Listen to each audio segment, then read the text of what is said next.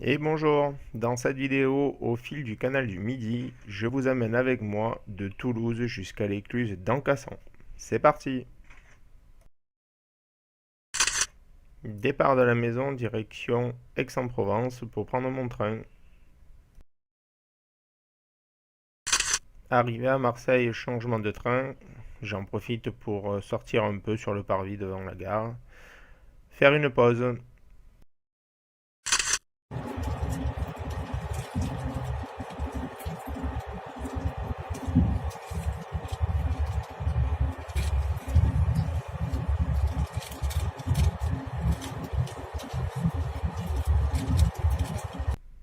Arrivé à Toulouse, je sors côté médiathèque si mes souvenirs sont bons.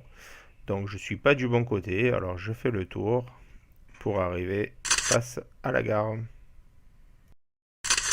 Ça y est, j'y suis. Me voilà enfin au bord du canal. Donc je me dirige direction le départ du canal, puisque je veux vraiment que mon départ soit au départ du canal, départ de ma rando. Donc je remonte le canal, direction la Garonne, où sera mon point de départ pour mon itinérance. Et voilà, j'y suis. Premier selfie, et c'est parti. Donc la première objectif, c'est chercher un endroit où je vais pouvoir passer ma nuit, planter ma tente, avec si possible un point d'eau pas trop loin pour pouvoir recharger demain matin avant de prendre le départ. Je longe le canal par une piste cyclable où tout le monde court, fait du vélo.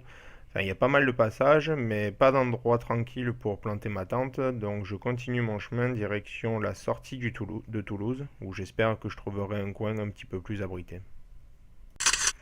Finalement, après avoir marché pas loin de 10 bons kilomètres, j'ai pas trouvé particulièrement d'endroit au calme, donc la nuit étant tombée, je me suis jeté à côté de cet abri et avec quelques péripéties pendant la nuit, la pluie notamment qui s'est invitée, j'ai dû tout remballer vers 11h, 23h, 23h30 pour me mettre à l'abri là-dessous et ainsi pouvoir passer ma nuit au moins à l'abri de l'eau.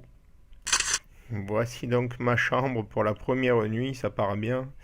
Au petit matin, des coureurs sont déjà passés, me prenant certainement pour un sans-abri, pour un SDF, mais bon, c'est pas grave, j'ai pu passer ma nuit plus ou moins serein, abrité, même si le vent et l'humidité m'ont bien réveillé assez régulièrement, mais bon, au moins j'étais quand même au sec, prêt à prendre mon petit déjeuner et à prendre la route. Allez, départ, premier jour. Petit coup d'œil sur ma carte, puisque comme vous le savez, même si j'ai fait le canal du Midi en essayant de rester au plus proche de l'eau, j'avais quand même tracé un itinéraire pour savoir de quel côté du canal c'était le plus favorable pour passer. Et donc je me lance sur l'itinéraire que je m'étais lancé. Malheureusement, et bon, vous verrez que tout au long du parcours ça m'a assez suivi, les travaux d'abattage des arbres, des platanes à cause de maladies empêche le passage assez régulièrement au fil du canal et donc du coup demi-tour et je change de rive.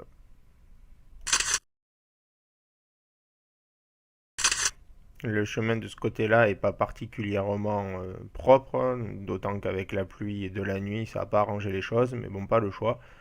Donc je continue, je passe donc en face des travaux qui m'ont empêché de passer par là où je devais passer et puis finalement tout le soleil revient.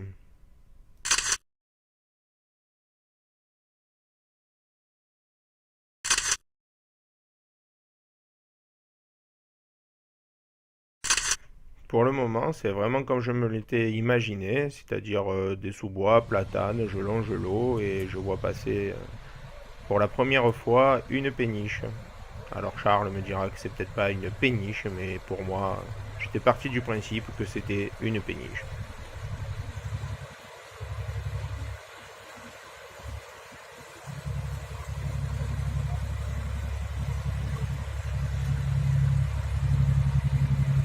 Alors ça, je sais pas si c'est une particularité du canal du Midi ou si c'est sur toutes les voies navigables, mais par contre, quasiment tout le monde sur des péniches, chaque fois qu'il me voyait passer, me saluait de la main, me faisait un sourire.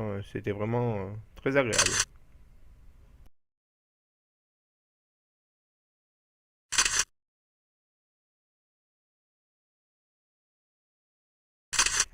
Alors de ces petites plaques, j'en ai suivi pendant un long moment avant de me rendre compte de ce qu'il y avait écrit dessus. Plutôt pris à regarder le paysage et à faire quelques photos. Et je me suis apparemment aperçu que c'était tous les kilomètres, il y avait une plaque comme ça. Donc à un moment donné, ben, je me suis pris au jeu de les compter et de les photographier au fur et à mesure que je les passais.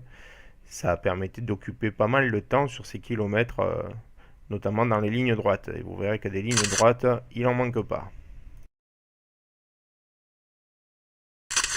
Alors ça, ces petites plaques, ben, c'est pareil, il y en a une posée sur chaque tronc d'arbre. Alors je suppose que c'est un numéro qui leur est attribué pour l'abattage ou pour suivre éventuellement la maladie lorsqu'ils sont touchés par la maladie et savoir quel numéro il faut abattre puisque c'est la maladie qui touche quasiment tous les platanes sur le canal du Midi. Mais alors ça c'est impressionnant, il y en a sur tous les arbres. Donc j'ai fait une petite plaisanterie sur ça sur le groupe que vous pouvez aller lire parce que je me suis imaginé en passant devant chaque platane le gars qui avait dû s'amuser toute la journée à planter arbre après arbre ces petites plaques. Ça, sur le mental, je pense que ça doit y jouer à la fin de la journée quand même. Je prends 5 minutes pour regarder la première fois le premier passage d'une péniche sur une écluse. C'est assez long. Je pensais que c'était un peu plus rapide que ça finalement. Mais voilà, donc j'en profite, je pose un petit peu mon sac et puis les 22 kilos se font sentir quand même. Et puis j'attends paisiblement que la péniche finisse de descendre avant de reprendre mon chemin.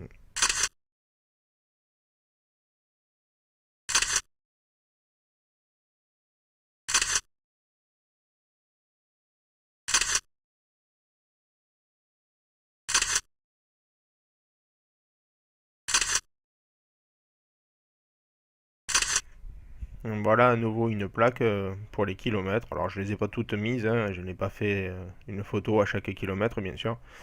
Mais voilà, c'était assez marrant pour m'occuper aussi de pouvoir suivre ces plaques numéro après numéro.